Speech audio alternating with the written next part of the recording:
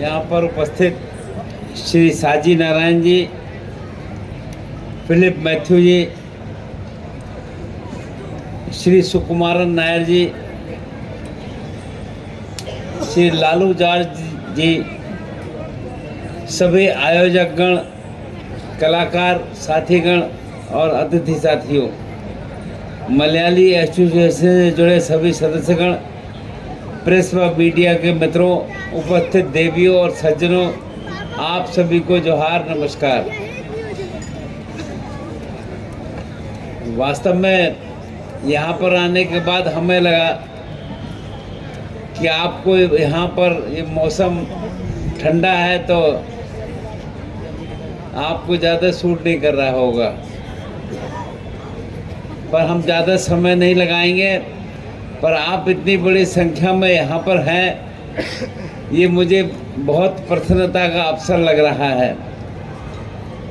तो मलयाली एसोसिएशन रांची द्वारा आयोजित केरल फेस्ट के समापन समारोह में आप सभी के बीच आकर मुझको अत्यंत हर्ष और प्रसन्नता की अनुभूति हो रही है।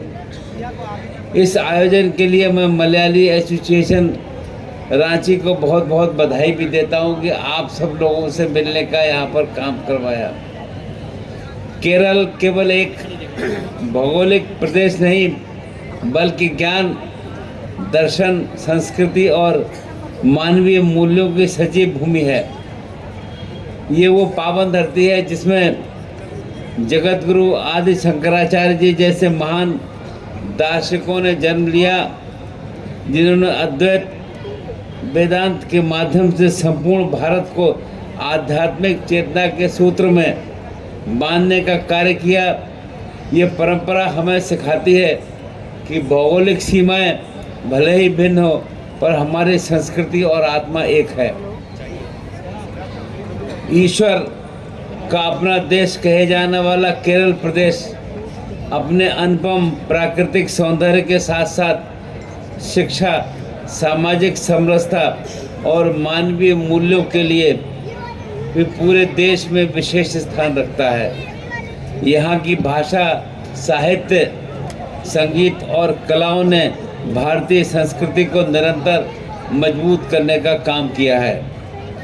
इसी समृद्ध सांस्कृतिक विरासत का जीवंत स्वरूप केरल फेस्ट जैसे आयोजनों में देखने को मिलता है। केरल का शास्त्रीय एवं लोक परंपराएं, संगीत, नृत्य, पारंपरिक वेशभूषा और विशिष्ट खान पान आज रांची की धरती पर सजीव रूप से मौजूद है। ये आयोजन केवल उत्सव नहीं बल्कि सांस्कृतिक संवाद और आपसी सौहार्द का एक सुंदर उदाहरण है। मुझे ये प्रसन्नता हो रही है कि झारखंड, बिहार में पहली बार केरल फेस्ट का ये आयोजन इतने व्यापक स्तर पर किया जा रहा है। इसमें केरल के कलाकारगण भी आए हैं। ऐसे आयोजन हमारे आदरणीय प्रधानमंत्री जी के प्रेरक एवं उल्लेखनीय पहल, जो एक भारत श्रेष्ठ भारत की भावना को साकार करता है, इसके माध्यम से लोग एक दूसरे की संस्कृति और परंपराओं को भी समझने का काम करते हैं। ये हमारी अपनी अलग पहचान है। इस प्रकार के सांस्कृतिक उत्सव हमारी युवा पीढ़ी को अपनी जड़ों से जोड़ता है, उसमें भारत की बहुरंगी सांस्कृतिक विरासत से परिचित कराता है। मुझे पूर्ण विश्वास है मलयाली एसोसिएशन रांची भविष्य में इसी उत्साह और समर्पण के साथ सामाजिक एवं सांस्कृतिक गतिविधियों को आगे बढ़ाता रहेगा और ऐसे आयोजन भी करता रहेगा। केरल की एक बड़ी पहचान उसकी शिक्षा और साक्षरता की मजबूती है। उच्च साक्षरता दर, सशक्त स्वास्थ्य व्यवस्था, सामाजिक जागरूकता ने केरल को मानव विकास के अनेक मानकों पर अग्रणी बनाया है। यहाँ समता, सह-अस्तित्व और आपसी सम्मान समाज की आधारशिला है।